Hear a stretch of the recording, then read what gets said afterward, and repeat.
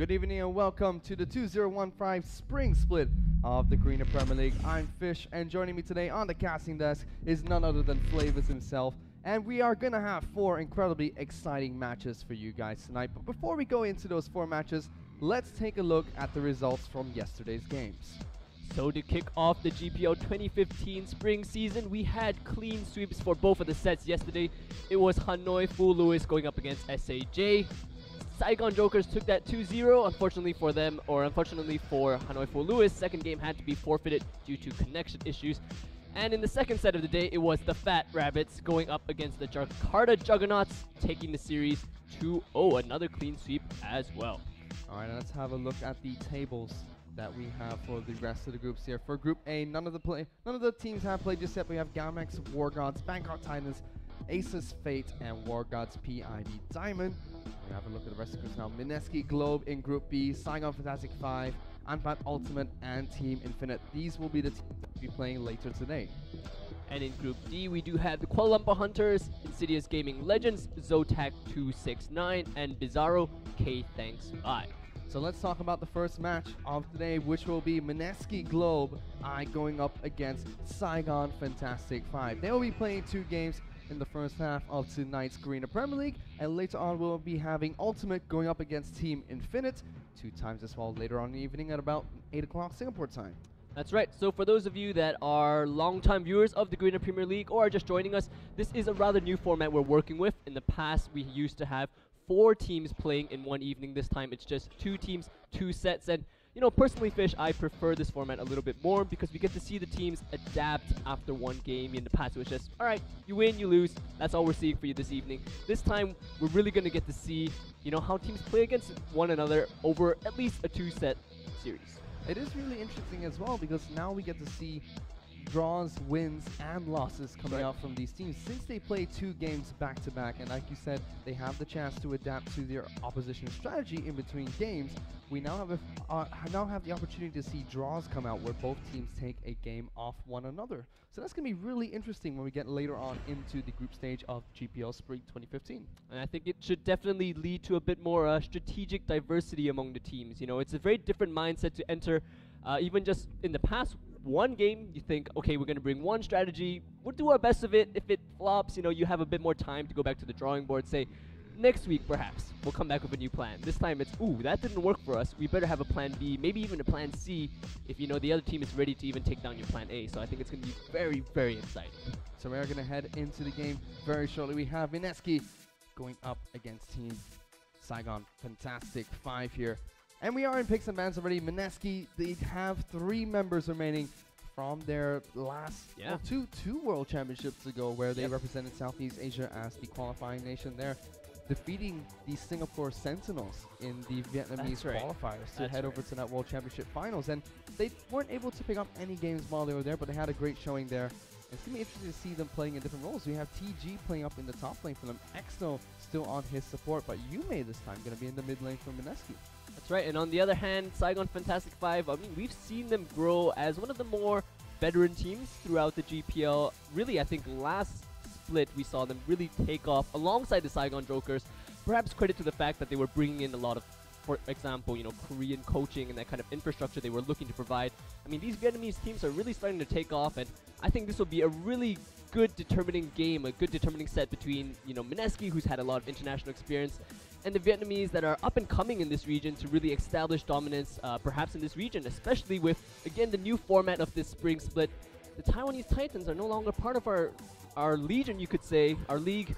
It's all up for grabs now, that top contender seed or that top contender spot. I think it's really blown the gates open for that #1 spot. That is right. Now the Greener Premier League is exclusive to the Southeast Asian region. With that, we have addition of new teams from the region as well. Indonesia recently launched their League of Legends service last year, and one of the teams from their first ever tournament, IGS Jakarta, is playing in the GPL as well, the Jakarta Juggernauts. They were not even the team that won IGS. They had another tournament, and Jakarta Juggernauts were able to overthrow the reigning champions to qualify into the GPL. Took the top laner from them, from the #1 team in Indonesia, Luffy. Everybody's been calling him Luffy lately. And they had a good showing yesterday against Team Fat Rabbit. Unfortunately, we're not able to pick up any of the 2 games there. But looking at the bands of picks right now, we have Lysian, Zaraf, and Gnar banned out by Mineski here, whereas Saigon Fantastic 5 have gone for Lysandra, Jace, and Syndra. Mineski instantly lock in Warwick. That should be going into the jungle for them. Saigon Fantastic 5 have picked up Maokai and Corki as their first 2 picks. 2 really strong picks as the second for their second rotation. That's right, and this is, of course, is the 4.20 patch. 4.21 rapidly approaching, but not yet hitting the competitive scene. So Warwick making it through the bans will be a first pick for Mineski. I think that, you know, this Warwick situation has been floating around the competitive scene long enough that on the other, if you do let it go through the bans, you're going to come up with something really, really strong of your own in the jungle that can apply a lot of early pressure. Good thing then that Mineski banned out the Lee Sin, but there's still the availability of, say, the likes of a Jarvan. We've seen, for example, even an IEM San Jose, you know, which was that big international tournament where teams were alright letting the Warwick through, because before level 6, as the opposite jungler, you have so much control, you're able to get your lane snowballing ahead that much more. That's right, and Warwick is really strong in the current patch due to the fact that he has so much sustain in the jungle. He can clear the jungle without picking up any health Blindfolded. Blindfolded. Right clicking. He is a little bit slow though, and as you said, he is a little bit weak as well before he hits that level 6 mark. However, with the new upgrade to the Hunter's Machete items, with the new jungler items, he has the opportunity to pick up an item which allows him to smite opposition champions. And when he does that, effectively when he hits level 6, that smite almost gives him more damage than a level 18 Ignite. The way it does that is every auto attack that Warwick gets on an opponent champion will deal 40 true damage on top of everything else that he's already dealing to that champion. So if you add that to his passive, the damage coming out from his ultimate, the 6 ticks he will get from his ultimate as well, all he has to do is auto attack one more time to make that smite out damage a level 18 Ignite. Yeah. And he's definitely going to get more than 1 or 2 off, and that is devastating right now. Pretty ridiculous. Pretty ridiculous. But more interesting picks coming up from the side of Mineski. They are going to be running with Jinx. Now, Jinx, for the longest time ever in the competitive scene, has been one of the rare picks due to the fact that her mobility, until she gets that Get Excited passive, really is very lacking. Pairing that with the likes of a Nami, and looks like they will be hoping to disengage that. There's the Jarvan we're talking about on this side of the Saigon Fantastic 5, though, to counteract the Warwick presence, hoping to snowball his lanes before 6. And they picked up a good amount of crowd control on their end to even cancel out that Infinite Duress Janna, Jarvan, Maokai even. You know, Warwick, if you're fast as well, you could fly away with your Valkyrie and really not be a target for that. Surprised they didn't go for the Morgana pickup on the side of Mineski just to provide that black shield for Warwick, and still does a fair enough job peeling for Jinx. I thought that would have been a rather safer pick given how they revealed Warwick, you know, their Warwick card very, very early on. First pick, insta-lock, there it is. You gotta expect Saigon Fantastic 5 to counter that, and they certainly are. Something I don't like about leaving Warwick open in the current patch is that when you leave Warwick open, you're kind of forced into first picking him. That gives your opposition a chance to pick up 2 really, really strong champions in their second rotation. They've gone with Maokai and Corki. 2 champions who are really strong in the current meta. Corki, easily one of the better AD characters, especially due to the fact that he deals almost 40% magic damage. So once you pick up that first dragon, that's going to be all of his damage is going to be amplified by 8%, making him a really strong marksman. Poppy being picked up here by Mineski. TG is probably going to be running him in the top lane. And we've seen a little bit of resurgence of Poppy back when Macnu played him in the expansion tour, if I'm not mistaken. Macnoon, of course, you know, I mean, it's always kind of those 1 or 2 players that say, this champion really, really works. But the fact of the matter is they've been playing that champion in solo queue, you know, God knows how many times, even in normals. And we're waiting for the last pick to come through for SF5 right here. But, you know, we talked about the Warwick conundrum as it is.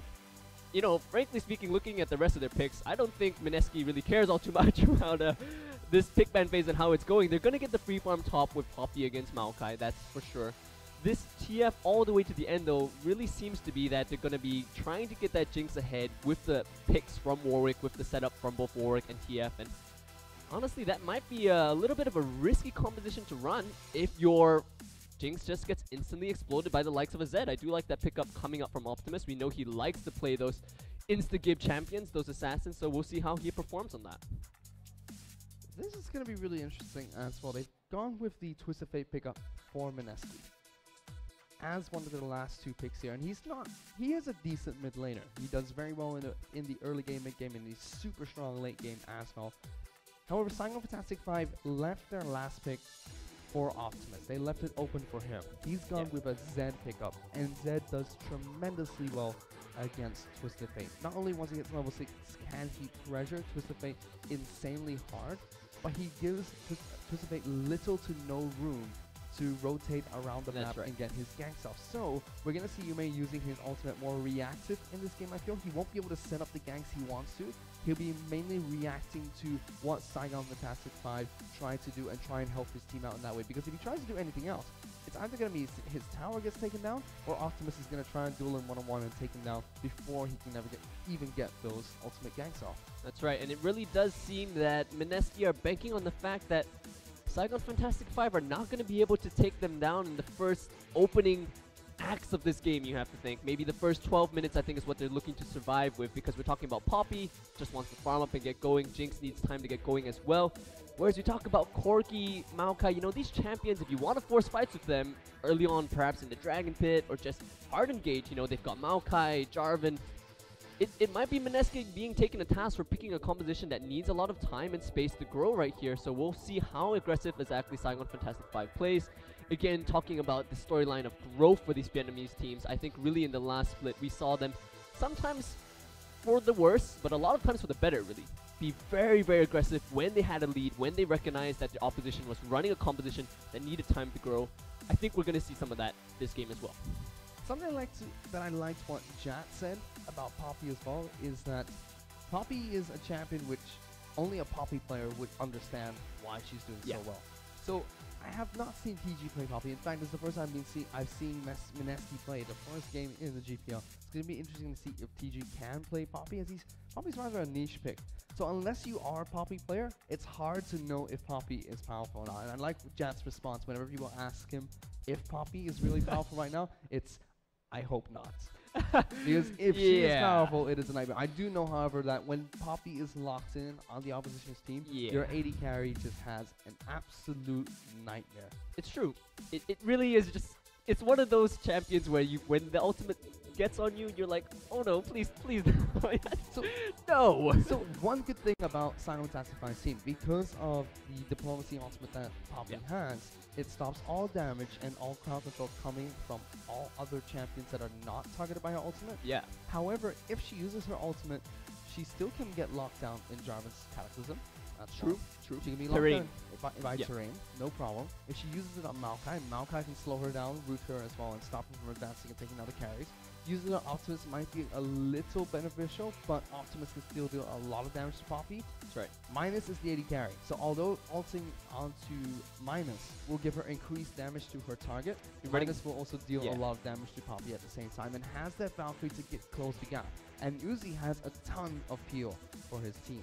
So it's a little bit hard for TG here to land a good ult. It's easy for him to pop the ultimate on, but there's no priority target for him. He can always ult the support and say, oh, that's going to be the least damage I will take. But Uzi has so much peel for the team, it's not going to be beneficial for TG to do that. So it's going to be very interesting to see who he targets with his ultimate to try and negate the crowd control and damage. That's right. So we have broken down the team compositions from what we've seen even before jumping into game, and that's going to happen in just a few moments. Very, very exciting. It is, of course, only day 2 of the Korean Premier League. Let's head into game in just a moment.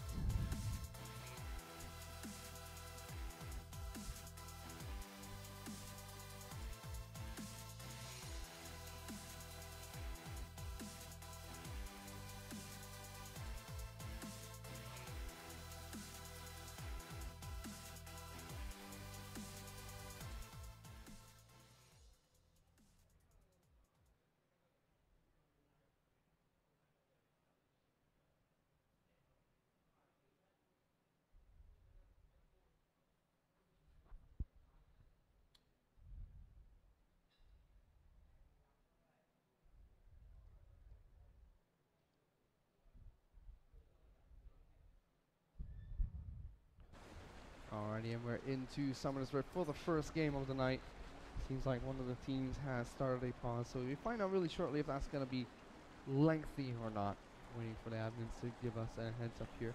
Something interesting that I noticed as well for the side of Mineski is TG has gone with Ghost, which is interesting.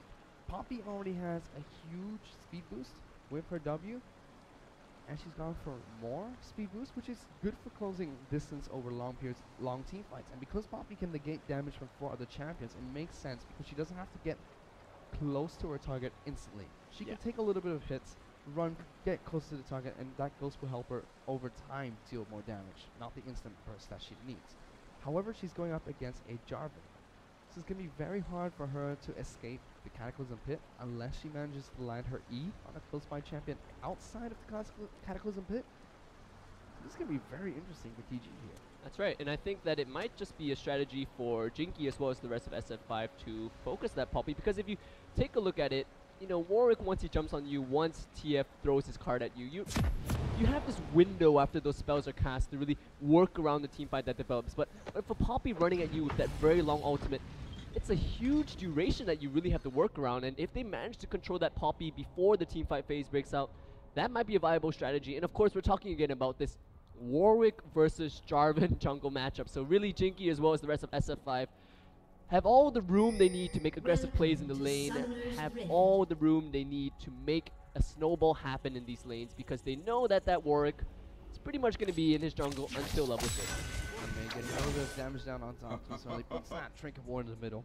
Give him a bit of vision there. Interesting placement for the Trinket Ward, because he could pretty much stand close to that spot and spot out if Zed is making any map movements. It seems like he has other things on his mind there. 30 seconds until both minions teams just spawn. spreading out, fanning out, and trying to poke around and see if any of their opposition are moving into their jungle.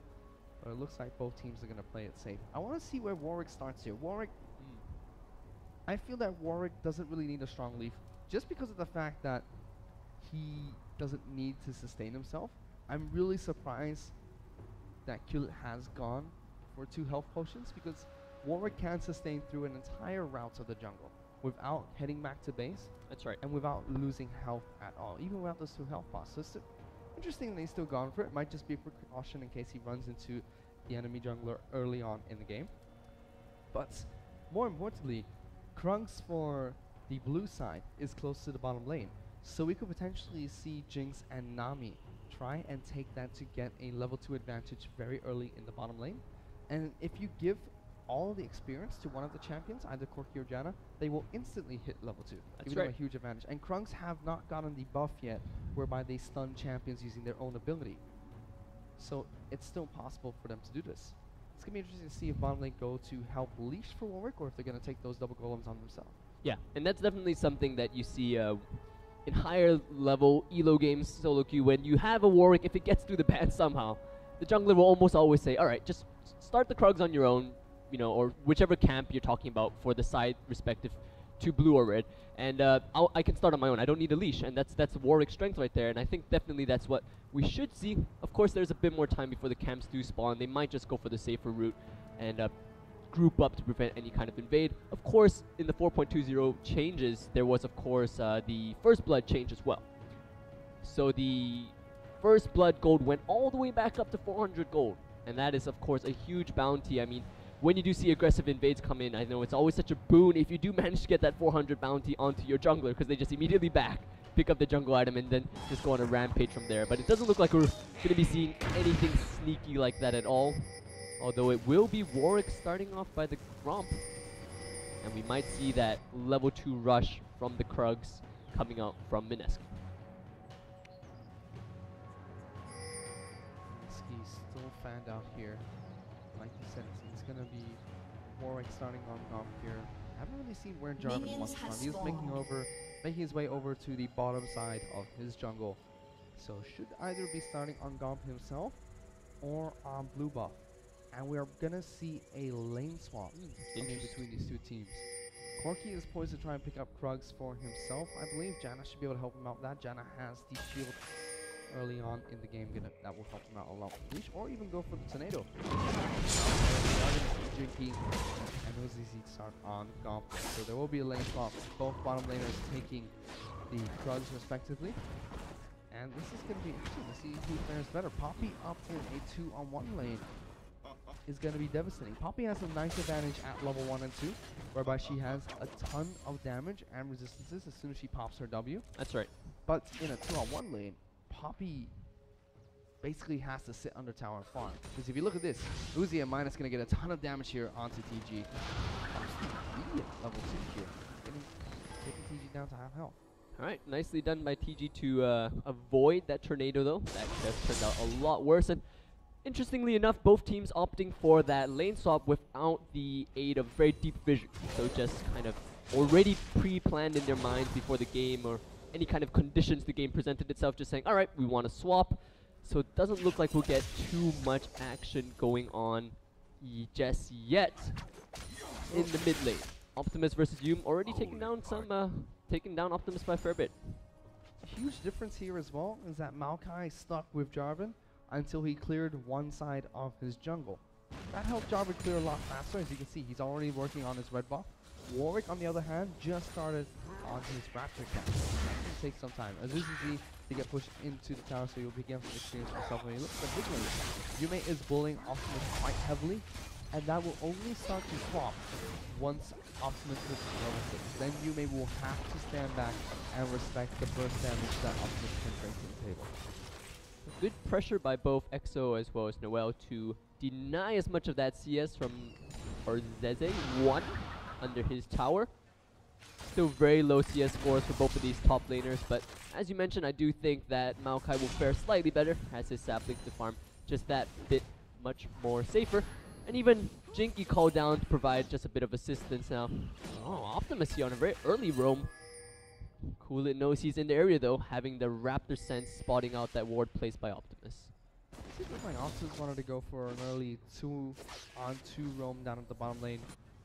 Actually, would it be 4-on-3? Ooh, they're going though. Knock up onto EXO. A little bit of damage placed down by the Jarvan there. I'm quite surprised that Maokai didn't choose to go in there. He's using TG, taking quite a bit of damage from That's why Minus jumping in with that Valkyrie. Gets the Q off, but there comes the passive coming in from Poppy, negating that damage. And heal as he pops. Minus will flash there and not auto-attack TG. Huge, huge misplay for Saigon Fantastic 5. They wanted to go for that dive so badly, but they did not communicate it well at all. Burning so many summers, and Poppy's just going to sit in this lane now. You know, and Fish, they're very fortunate that we're talking about a Warwick jungle right here, because any jungler right there knowing that so many summoners were burnt, that's just free food in the lane for you right there. But of course, they are working with a Warwick jungle, so they have that ability to just stay in lane that much longer, but definitely, you could say worrying signs for these two. I mean, having basically a free lane to pressure, and, well, they are keeping down the CS score, but you had to think that was a free kill. Saigon Fantastic 5 did not respect Poppy's passive, negating a ton of damage that was dealt there. Every time damage exceeds 10% of her current health, it will be reduced by 50%. That's a huge amount of damage being reduced there by Poppy, keeping her alive in that lane, burning all those summons, reducing the bottom lane. Jinky coming in for a gank here. Azuzi gonna knock back EXO for a while, steps on a chopper, and Jinky's just not gonna care. He don't care. Fortunately for them, Orzeze has not enough mana to really follow up on any kind of aggression. And here we're going to see the terrifying Warwick gank. Here comes Warwick. Terrifying Warwick gank pops his W. TG's going to get a little bit of an attack speed increase. He slows down Warwick once again. Minus may get knocked into the wall there by Poppy. Gets knocked into the wall. Oh, actually he doesn't get stunned. Interrupts his Valkyrie, but doesn't quite stun him against the wall. Which is really unfortunate, because if he managed to hit that, that would have definitely been a kill. And we definitely joke about how terrifying that Warwick gank was, but honestly, I was more scared by Minus's positioning right there. Taking way too many liberties with the fact that Warwick has no jungle pressure, but just not respecting Poppy, right? I have to say that it was quite questionable the way that Minus tried to Valkyrie there. If he Valkyried in a diagonal way towards the turret, that would have made TG knock him towards his tower, instead of knocking him straight into the wall there. And he was quite lucky that he did not get stunned on that occasion. So very, very close right there as we were talking. Ooh! There goes Yume though. Optimus and G gonna go for the dive. Here comes the teleport coming in from the side. Mineski. Yume is gonna go down here. Doesn't have the shuriken, but first blood will head over to Zed there in the mid lane from Saigon Fantastic 5. Alright, so Jinky getting in the mix right there for one final love tap. And of course, Jarvan's martial cadence is a massive love tap, if you will. But in the bottom lane, a bit of an answer or reply from Mineski. They have taken down the first tower of the game. So lane swap coming back in right here, and a bit of a trade going between these two. Bubble does miss.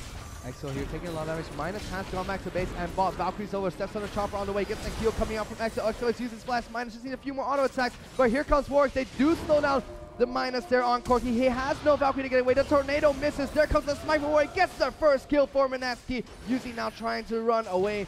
Will be able to get out, even though Nami's been consistently applying the slows there. And that was pretty fortunate for Mineski that Warwick was nearby. Valkyrie, aggressive Valkyrie coming from Minus. He Valkyrie over the chopper, so we're still applied the snare. Was not quite able to dish out the damage, and the slow coming out from the zap was enough to allow Warwick to come in with his Hunter Call and absolutely destroy Corki there. Yeah, so we were talking about this aggression, whether for better or worse in the pre-game fish, and I think right there, and as we saw at the top tower as well, Minus and Uzi perhaps not quite settled into the game yet, and this is of course something that we're going to see develop over the course of this 2-game set, but you know, they're hungry for the kills, but the execution not quite there. And as for the jungle presence, have to say that while Jinky did a good job setting up that kill in the mid lane, you could argue that Optimus had it on his own. And where has Jinky been, you know, in the pre-6 era of Warwick's weakness? Honestly, not having too much effect. You could think that if he had been at the top with the dive against Poppy, that would have been a great start to getting that Corki ahead. But as it is, he was almost babysitting bottom, and this might be the move they're looking for. Get that dragon while Warwick is still busy farming his jungle, and the blue buff timing. This would be a nice play by SF5. Good timing by Saigon Static 5. They knew to take the dragon on the second rotation of the blue buff. This has allowed them to pick it up while Warwick's in the top side of the jungle, and it's going to be really beneficial for their team. They have an ability power champion being Maokai. They have a decent AD carry, a decent attack damage oriented champion being Zed in the mid lane, but it's going to benefit their AD carries the most. Corki dealing 60% physical and 40% magic damage most of the time, with that extra 8% boost is going to help him significantly throughout the rest of this game. And something else we're going to have to keep an eye on is the fact that while there is a CS discrepancy between the top laners of Maokai and Poppy, the AD carries have an even more massive discrepancy. 1 assist going over to Exo means he has already picked up the BF sword on top of the 75 CS he has accrued and the 49 of Minus, and you really have to think that, ooh. Interesting use of Destiny's Gate there. They're trying to cash out Optimus there. I was surprised that Warwick going to go in for the Smite and Ultimate there. Then back up, we just see a bubble landing on Minus. Sorry, is going to join in the fight there. Tornado tapping him slightly, so he will attack Minus there. You gotta say, of all the jungle monsters in the 4.20 patch, I love the Gromp movement animation the most. Yes, it's the best.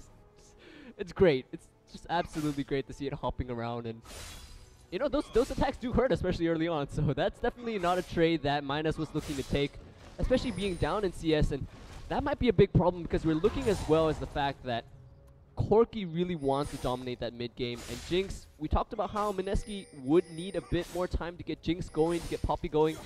They're off to a pretty good start. I think the fact that aggression, a lot of aggression was loaded towards Poppy, but she survived, just gave her a lot more breathing space. She is behind in CS a little bit as compared to Orzeze's Maokai, but she's already hit 1 of her Trinity Force items, and look at this, a very fast group towards the mid lane.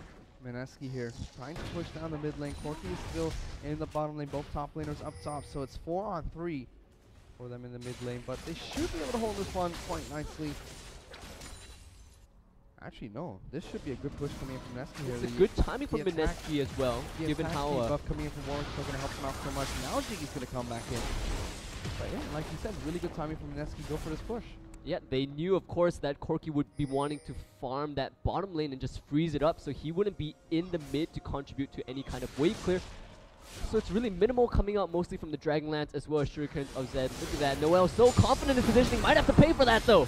We'll have to pay for that as you do see Optimus goes in for the death mark. He will take down Nami, but Nami will be able to stop Zed from getting any more kills, and that as TG comes in for a teleport as well. Good pick up there for Mineski, made the best out of a bad situation. The flash coming in for Nami made Zed follow her all the way to that tower there. Mineski was able to return a kill onto Zed himself. So, even though SF5 were the aggressors there, Mineski make it an even trade. That's right, but in terms of trading, we got to talk about towers as well, because it's Orzeze's push onto the top lane, as well as now his CS discrepancy that might start to show. Now the teleport timers have been desync. Minus again with an aggressive Valkyrie forward. And well, I mean, he does have a window to work with given how Infinite Duress was just used by the Warwick, but look at the return damage. EXO getting a lot of damage in return. Use all 3 procs coming in from Nami slow their butts. The chompers were not quite able to land in front of Corki, so he was able to sidestep those. TG is using teleport twice so far in this game. Both times it has been incredibly ineffective. Here comes a twist of fate gank on the top lane. We will see Azure jump. Oh, flash over the wall there. They are still chasing down. Ghost has been popped by Poppy. The flash stun will come out from Yume. Puts down the ignite. There goes the knockback coming from Poppy. Pops the next Q. The diplomacy is popped as well, and TG will take that one with ease. Not quite sure if he had to use his ultimate there. That's right.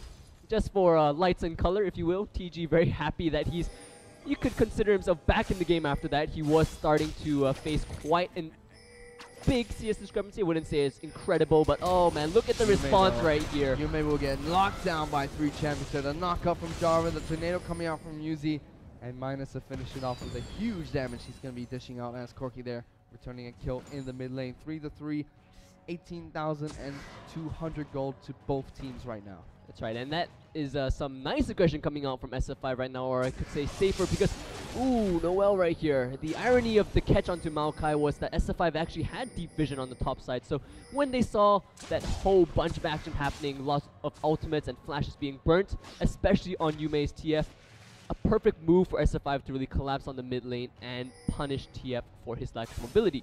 And that has freed up Optimus as well to get the bottom lane, so in terms of towers, it is SF5 that lead. And they have a small gold lead, not to mention the fact that they did secure the first dragon as well. 1 more minute before the second respawns.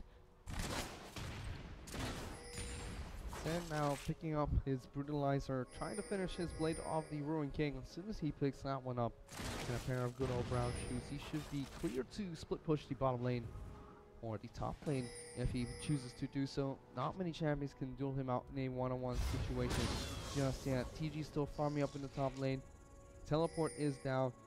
Azuzi's teleport is almost back up, so he will have that advantage later on. However, Noel's going to get caught out here by TG, dealing a lot of damage. Half help down to Noel. We will see Minus jump in with that Valkyrie and Flash to make sure he can pick up the kill onto Namiden. They successfully do so. Not quite sure if Minus had to use his Flash in that situation, though.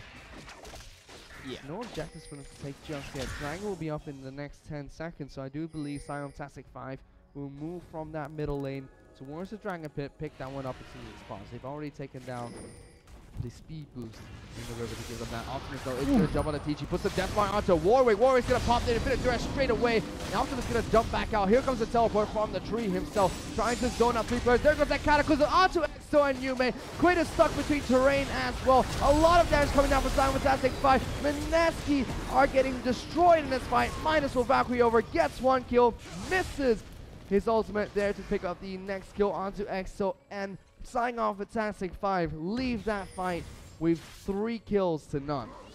I gotta tell you, Fish, the team that gets the dragon the fastest is the team that is able to set up the vision and look for those picks. And first it was Noel going in on his own. I mean, this isn't the first time he's been caught off, you know, rather forward from the rest of his team without any kind of backup. This time he gets picked up very early, and then the rest of Mineski kind of fouls in one by one. Yes, Poppy and Warwick were doing somewhat of a buddy system, but when you're walking into the dark, you need more than 2. And they should have had the Dragon Timer previously, from the previous attempt from SF5 as well. That really was very sloppy by them, and SF5 capitalized on that perfectly. And there you go, you know, the kills are falling in the carry's pockets solely. 3 onto Optimus' Zed, 3 onto Minus's Corki. This is a huge advantage for Saigon 5. They now have the buff of pushing power, giving them 15% increased damage to minions and monsters. That's going to make every subsequent dragon easier. It's going to make Baron easier to take down, and it's great for the team composition. They have a Zed on their team who has picked up Blade of the Ruin King, his Brutalizer, and the good old brown shoes there. So he should be able to duel out almost anybody when he goes for a split push if it is a one-on-one situation. And we already see him splitting away from the rest of the team. Maokai up in the top lane. 80 carry mid laner and junglers grouped up towards the mid areas. Noel here. A little bit of aggressive to slow down Simultastic 5, and we have Zed in the bottom lane split pushing. Mineski have nobody in that bottom lane right now. I won't be surprised if we do see Poppy actually teleport down to defend this turret. Maokai's pushing aggressively up in the top lane as well, so Mineski really have to make a decision here. They are going to lose one of these towers, and it does look like Poppy's decided to go for the teleport, whereas Twisted Fate will be going down as well. Optimus now in a lot of trouble. What will he be able to do here? Yome just waiting to try and bait out his Deathmark. Doesn't manage to bait it out, but will get the stuck car. He won't manage to go down here though. Teleport's coming out from Maokai as well to help out his teammate as he's trying to run away from the Nami and Poppy here. Takes a lot of damage to the face. Tries to run that knockback. Here comes Warwick. The tidal wave comes in. Infinite Duress will lock him down. Optimus will be able to get away with his life. One kill traded for one. Here comes Jiggy with the knock-up and the Cataclysm. Stuck 6-3 in there. Did you see Corky laying down the damage? Great knockback from Janna coming in as well. Warwick should go down here. Double kill coming out for the Corky.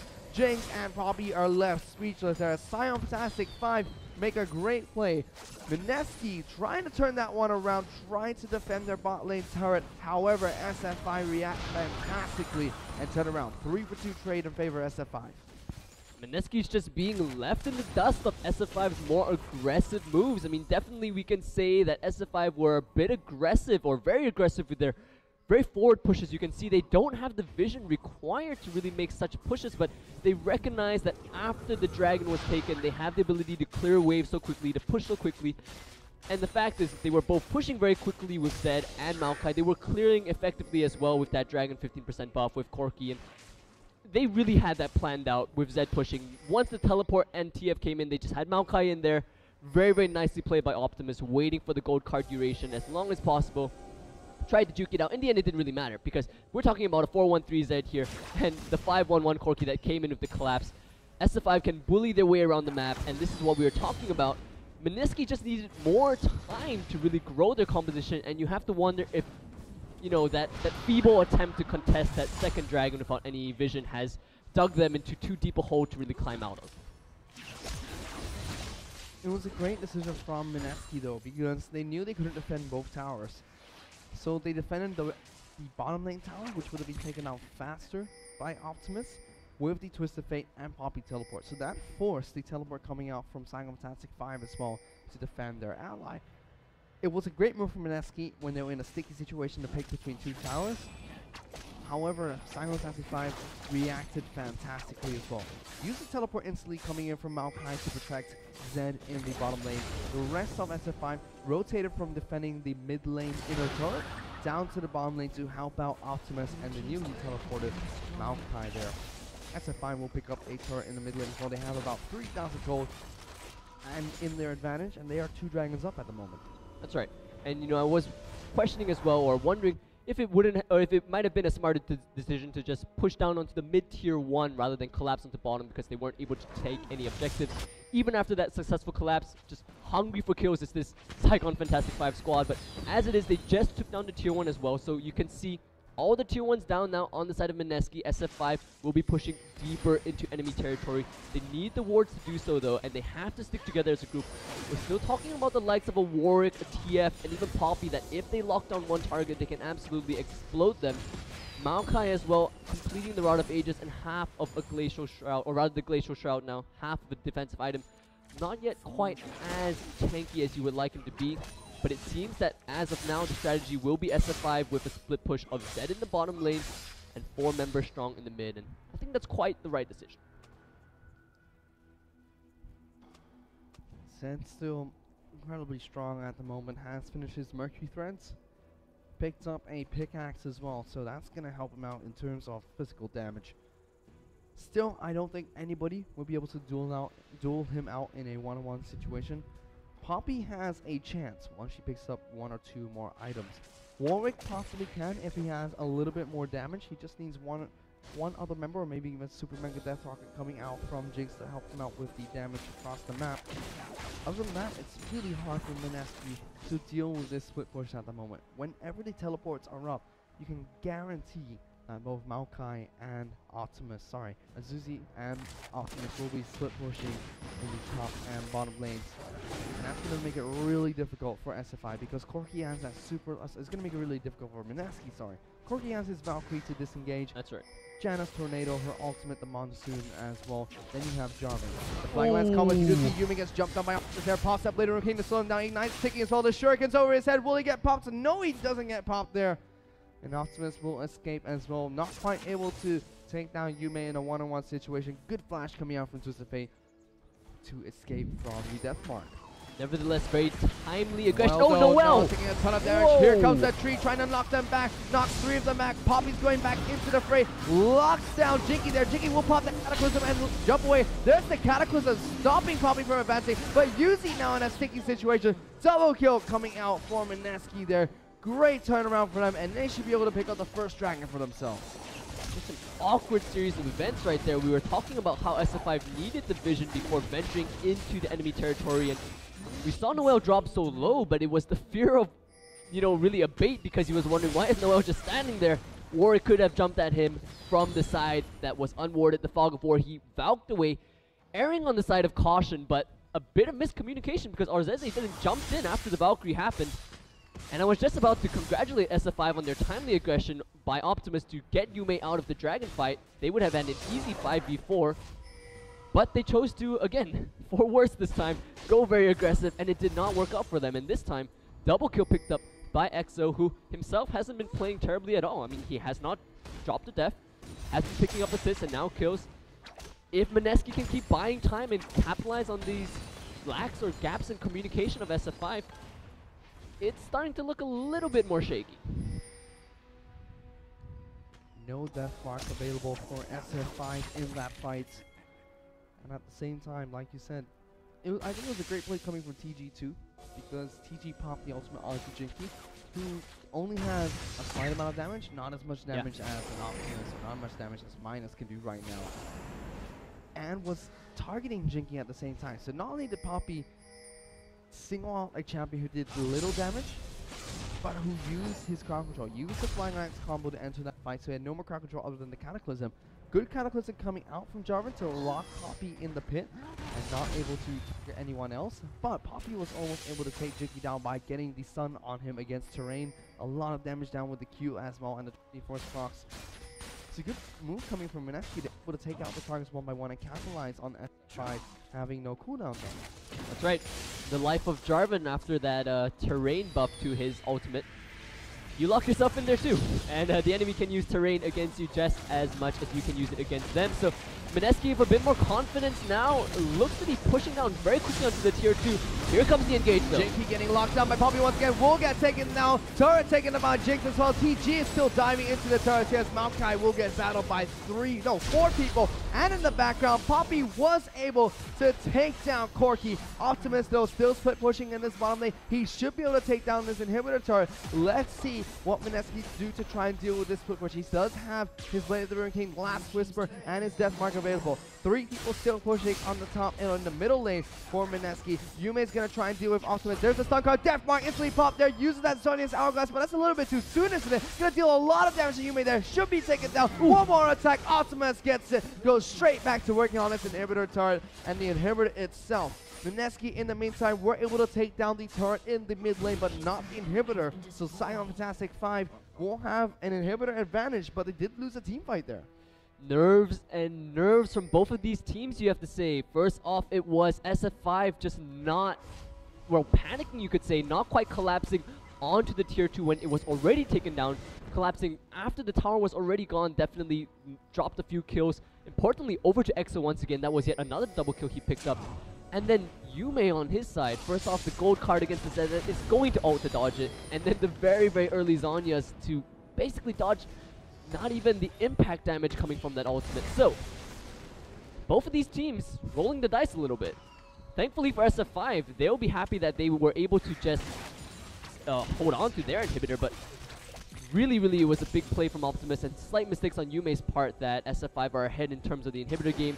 Tower was taken down importantly by Mineski though in that mid inhibitor. So if they do manage to get another one of those team fights where SF5 is just a little bit sloppy on their engage, the gates will be busted right open for them to power through. This Jinx, very, very powerful now on the cusp of 3 items, and that could be a big problem for them.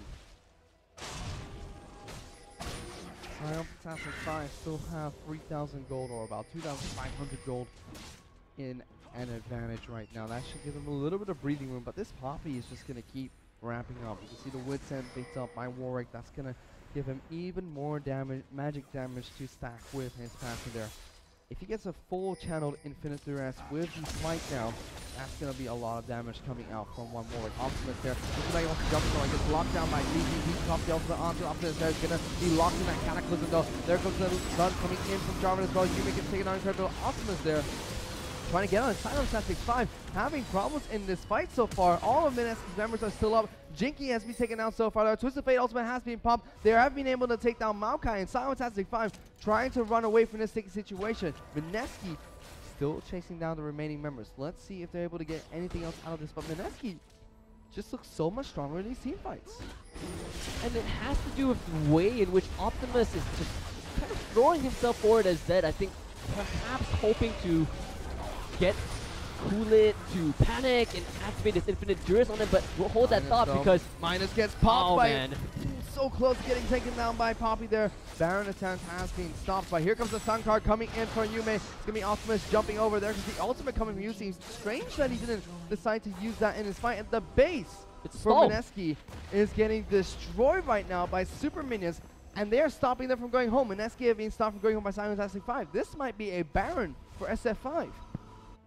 Successful stall by the very manly Minus as well as Optimus, really just throwing themselves at the team. Fortunate to not have been taken down. Now they have control. Wow. Oh man, oh, it's gonna be close. Will he go down? Ooh, so close to going down there.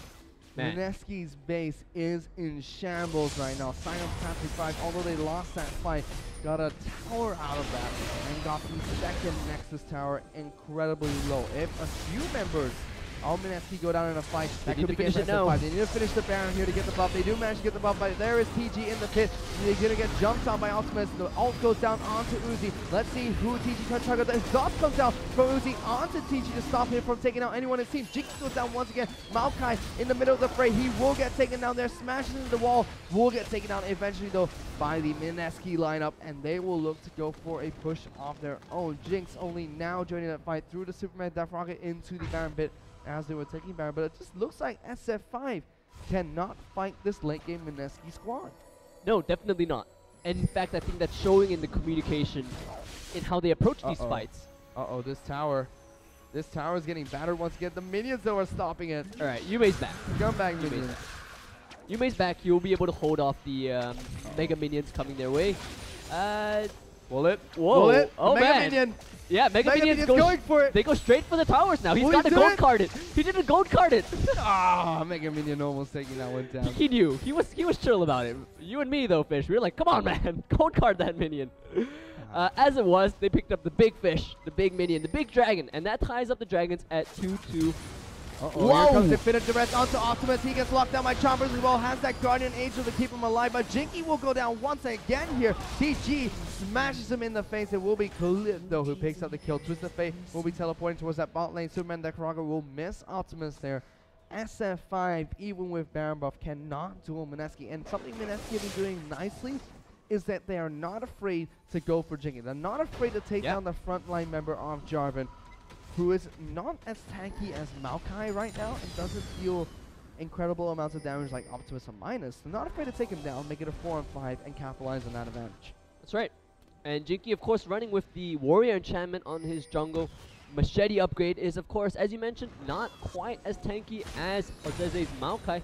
That is somebody they can absolutely single out, and I think they've rightfully identified that on the side of SF5, the communication not quite as tight as they would like it to be. Sometimes you see Ozeze going in, sometimes you see Jinky wanting to get out, and I think it's really something that you can't afford to have against this Mineski team that has so much, you know, on-target lockdown. If you guys don't go in as a team or you don't get out as a team, somebody's going to be left behind and somebody's going to be locked down for good. You know, they're not getting out. And SF5, I mean, yes, they have the Baron buff. Mineski's not afraid of that, though, right? They'll throw the single target CC at you. And if you're not coordinated to punish them for loading all that CC onto one target and the rest being freed up to do something about it, Mineski's going to be very, very happy with that. let's see what SF5 decided to do here. Mineski now have the lead in terms of kills. They are 15 to 11, 6 turrets to 4 in favor of Saigon Fantastic 5, and they still have about just under 1,000 gold in the lead right now. Mineski are looking really strong in this one. If that Nexus turret went down earlier, I would have thought this is now in SF5's advantage. There's a naked Nexus, so to speak, a nice split push or a good backsplit coming in from SF5 will be able to win the game. Yeah. However, because that Nexus turret stayed alive and Mineski have this huge advantage, I have to give the advantage to them right now because SF5 can't do anything but split push at the moment. And that's exactly what they're trying to do to get an advantage here. Right, and I was just taking a look at some of the gold totals as well. EXO has done a fantastic job. He's actually equal in terms of the gold he's accrued in this game now to Minus, and Minus definitely showing a bit of nerves or just some early game errors mechanically, whereas EXO, you know, he's yet to drop a death. There's a very manly tank coming out from Ozeze. And this Jinx as well, I mean, just playing to the character's strengths. It is the late game, 30 plus minutes now. This is where Jinx can really start to take off. And with the QSS picked up, Optimus, who is the one that is very, very far ahead on SF5 squad. TG gonna jump into the fray. Jinky locks him down there. Jinky using a lot of damage. He'll be the first to go down on the side of Saigon 75. Optimus jumps into the fray and jumps instantly back. Infinite Duress is used on Maokai. He will go down. It's now a 3-on-5 here in favor of Mineski. Saigon 75 running for their lives once again, and everybody on Mineski is rather healthy, except for Poppy, who managed to get back to base. They get the inhibitor though. I'm surprised Mineski are not trying to force more fights because they are obviously much stronger than Saigon Fantastic 5 right now. That's right, SF5 has no way really to get onto EXO and take him out. I mean, you can see that Zed, Optimus has had to optimize to, or optimize his build towards just surviving longer in these fights. Going for the GA means that his damage output is a lot less, and he's going up against the QSS as well. The exhaust from Noel has been on point the moment that ultimate has been activated on EXO. EXO's feeling so safe in these fights, and the rest of the team is just being cleaned up by Poppy's ultimate on them, as well as Kool-Aid. I mean, in that fight, he had the liberty to hang on to it till the very end, because you could see how scared Minus was to even walk forward. So he decided to just pick up Ozeze in the cleanup, and Minus on his end, yes, he has got his Blade of the Ruined King right now, but when we're talking about a Jinx that is so safe in the back, dishing out all that AoE damage, or if you get into her face, the minigun damage, you gotta have a way to deal with it. And you would think that with the composition of SF5, they just want to hard engage, but Mineski is preying on their hesitancy to do so and locking them down with their crowd control very, very effectively.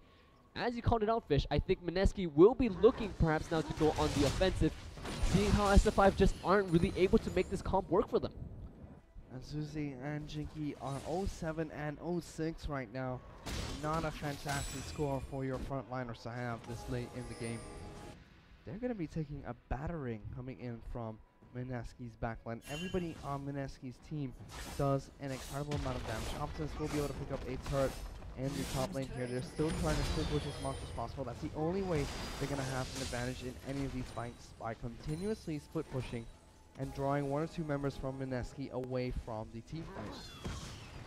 That's right, and of course, the score lines for Zeze and Jinky. I think Jinky in particular has been having a rather tough game, and perhaps you shouldn't bash on him all too much, but it's been Mineski recognizing that what is the worst possible situation that we could have for our carries, and that's being locked up or knocked up first by Jarvan and then locked down by his Cataclysm, because then Zed just gets to really go at you with his damage for free. Optimus though dived in on Tsunami there. Now that will be a 5-on-4 fight. Didn't even use his Death Mark. Used it on Exploit. Guardian Angel has been popped there. It's going to be a fight here for Simon. That's right. TG's in the back line of SF5. Optimus takes down Jinx there. Now it is a 3-on-3 in the base. It does look like Corky went down to TG. TG still alive. Locks Jinky into the wall. He will pick up another kill for himself. Mineski still managed to turn that one around. No minions in the base to take down the last Nexus turret. But even though Optimus took down Nami and Jinx by himself, or almost by himself there, TG was able to lock down Corky and all other members of SF5, picking up 4 kills for 2 in that fight. This should be a Baron coming in from Mineski, and this should be the turn of this game. That's right. I mean, I think it's time. Finally, Mineski just realized that they really have so much power in their hands right now. Even 2-manning Baron. There's a teleport coming in. TG really wants to help secure this. And we did see, of course, TG right after that big team fight in the base picked up a BF sword. So he's really looking to channel so much power in the duration of his ultimate. There we go. Baron onto the team of Mineski. And I do have to call on Noel a little bit. I think this is something we'll keep an eye on as this set develops. Noel has been caught out multiple times, and he really just needs to play as he did 2 team fights ago, where he just sat next to EXO, get down that exhaust, get the peel, and we can see him in previous fights as well, denying the Jarvan engage very nicely with his Tidal Wave. And it is going to be a nice Dragon pickup here from SF5 to get that movement speed buff, but will it be enough for them? Because if Noel doesn't go down just like that, their ability to counter or just close in on Jinky and stop the first, line of hard CC and engage that's going to come out from SF5, Mineski has the team fight through and through. GG's teleport is down right now. Optimus was not spotted going for the split push, so he will be able to split push by himself. Man. Mineski have to react to this. It looks like Twistafe and Poppy are leaving the base right now. Gonna try and get back there. Yume's gonna teleport back. With the new Baron buff, you do get an incredibly fast recall time. If Optimus keeps doing this though, he will consistently send Mineski back to the base and waste their time. Yeah. Make it so that they have no chance to push for objectives or towers. And if he continues to do that, eventually SF5 might find the opening they need. And I do think that once TG's teleport is up, it would be the choice for Poppy then to deal with this Zed, handling a lane all on her own, or doing what Optimus is doing even now, just being very, very annoying in the side lane. Oh, Noel once again could be caught out right here, but it looks like without the vision, Optimus doesn't want to chance it. So, Mineski. Optimus should stay. Ooh, he's staying though. He's staying. There you go. He's teleporting back slowly, and now that ward will spot that Optimus will immediately go for the split push once again. Let's see what Mineski do decide to see how they're going to retaliate this. Yume looks like he wants to go back to base once again. Poppy should be joining him. Yes, she will. Poppy will be joining us only as they need both of them to try and stop them from finding it. Yume will manage to get there to defend in time. Poppy still with the rest of the team though, in case you decide to go for a 4-on-3 engage. Alright. Away from the line of sight. Optimus though still staying in this bottom lane. Yume versus Optimus round 2. Let's set with friends this time, because once again Optimus has managed to pull away Mineski, the entire squad actually, from their base, and this definitely is wearing down on that Baron timer that Mineski have honestly not done anything with. Optimus all on his own, managing to not only buy time for the Baron buff to wear down, but for his GA to come up again. And if in the next fight he can do what he did to solo out both EXO as well as Noel, I mean, that really shouldn't be happening, first of all. I think it's just because they were split. But that's what he is looking to do with that second win he can get off the Guardian Angel, so buying time for that. But it looks like Mineski has had enough of these stall tactics. Going to be finding Optimus and making sure he stays in lane. I like what they're doing now. They're pushing the bottom lane where their inhibitor is open.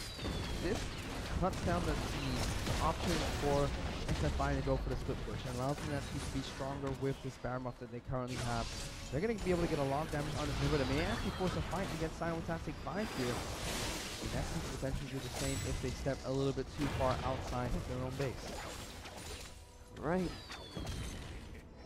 Now it's Randuin's. Oh, Minus being damaged by a whole bunch right there. And there goes the tidal wave as well. Will it hit Minus? No. Stops right before TG now taking the tower. Knights will back out. This will be a tower for Mineski. They will get the inhibitor on top of this. No champion's gone down on the side of SF5 though. It's going to be Kula who takes. Almost looks like you want to go for initiation there. They just settle for the inhibitor though. And looks like they're going to rotate around for the Bear inhibitor in the mid lane.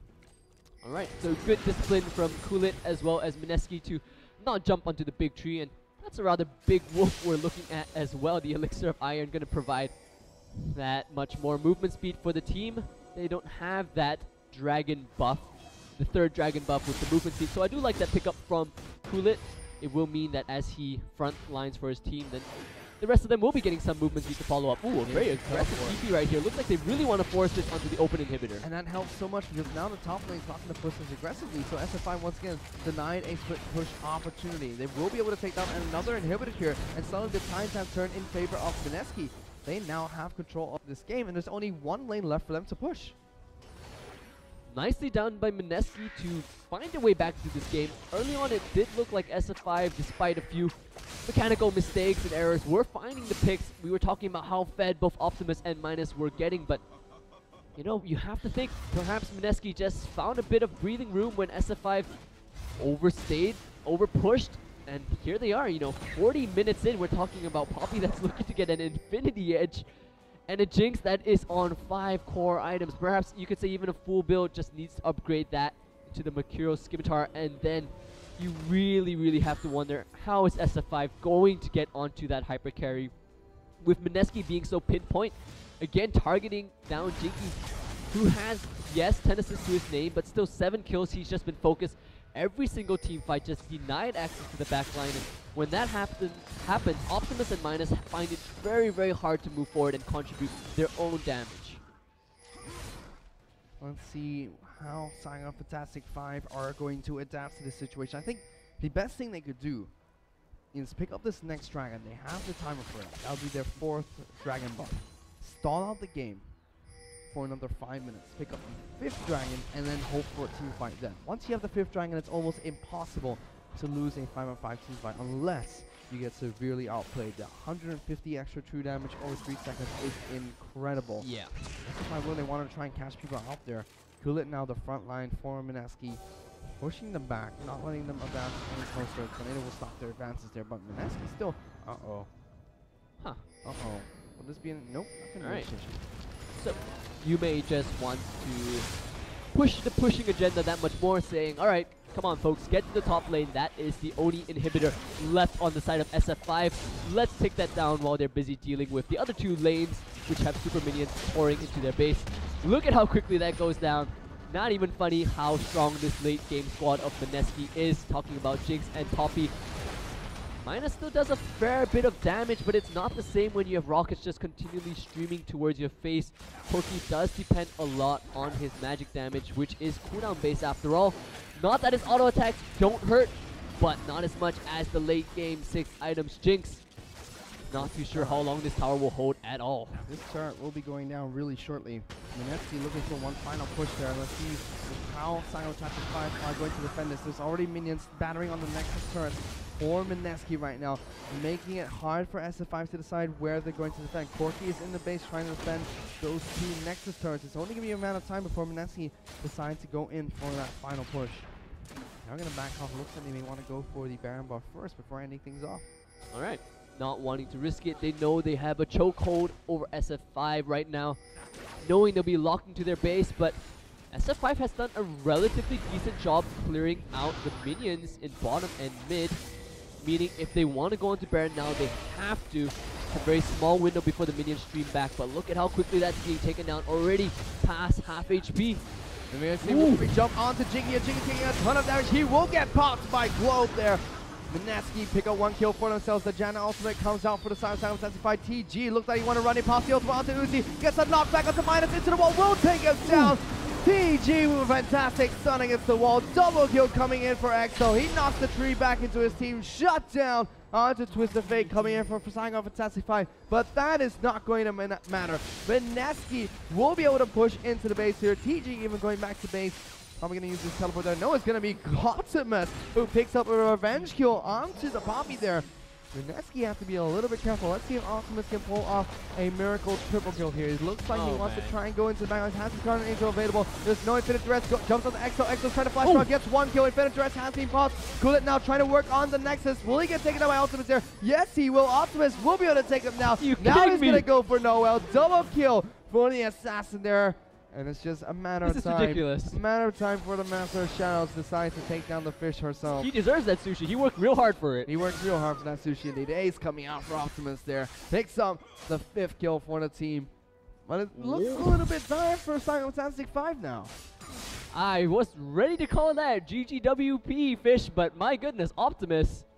Not too sure why TG was split up from the team right there. Perhaps high-fiving his buddies or something. Not too sure why they didn't just stick together, but picking off TG and then, importantly as well, getting EXO's flash, his summoners, and the GA not popped onto Optimus mean that, well, Mineski know how to play the team fights, right? They have to take down Jinky at the start. Backdoor coming in. Backdoor coming in right now, but there's no...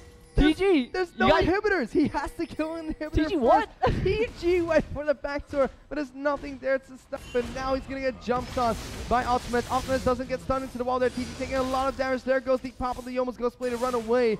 And they will pick up Baron Nashor for themselves. So now, yes, the Nexus is open.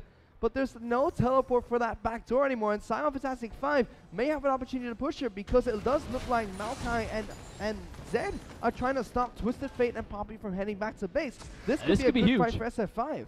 This could be huge. Zed and Maokai are still moving. Going. You know, they're just charging towards these guys. They've got them. TG. They got TG locked down. The Ultimate being popped onto the tree. Optimus keeping his distance for now. Still has that Guardian Angel, so he can take a little bit of beating. That Ultimate is going to run out. Here comes Optimus. He will turn around onto TG now. Picks up 1 kill for himself. Now it's going to be Yume who will get taken down here. Pops that Zhonya's Hourglass. It will be double kill coming in for Optimus here. SF5 have 5 on 3, and 2 of the strongest champions on the side of Mineski are down for the next minute. Oh my goodness. And there's a bear inhibitor on the bottom side and only 1 Nexus turret. Saigon Fantastic 5 should have this in the bag now. They have to. They have to just push now. They have 50 this is seconds. Game for them. Yeah, they don't have the crowd control chain that they needed or the burst damage coming up from TG. Then again, we thought Mineski had it, so folks, hold on to your seats because this could be crazy. This is the final. Kulik goes on to manage their minus. Oh, they got one. They got 1 down. Jinky is down. Now it's EXO trying to deal the damage he needs. There goes the death bar onto EXO. He has no flash available, but the Crucible will keep him alive. No one gets taken down. Guardian Angel does get popped on the side of Zed there, and will actually be fucking go down. There's no minions. EXO picks up 1. Here comes Optimus. Will he be able to take it down? Comes back alive. Gets hit by the turret. Are you kidding me? EXO gets a pentakill under his Nexus to save the game for Mineski in dire situations there. EXO with such a clutch play. Saigon Fantastic 5 definitely will go down now. EXO is running to the base to pick up the win. Now hang on there, Fish, because we said this game was definitely over twice over. Oh my goodness. And twice over, Mineski and SF5 has said, nope, just kidding.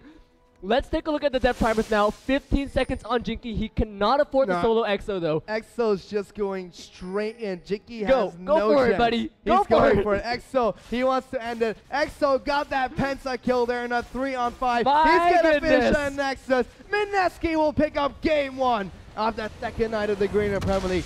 What a game coming in from Saigon Fantastic 5 and Mineski. I just have to wonder at the roller coaster of emotions that must have happened in those past 5 minutes. My goodness, first it was a mistake coming from TG, went back to base. Yes, he had his teleport available to go for that final push. Sure. But Optimus sniped him. Yeah. Sniped in the back lines, was able to defend his Nexus 3 on 1 and blow all the summoners of the 3 attackers. After that,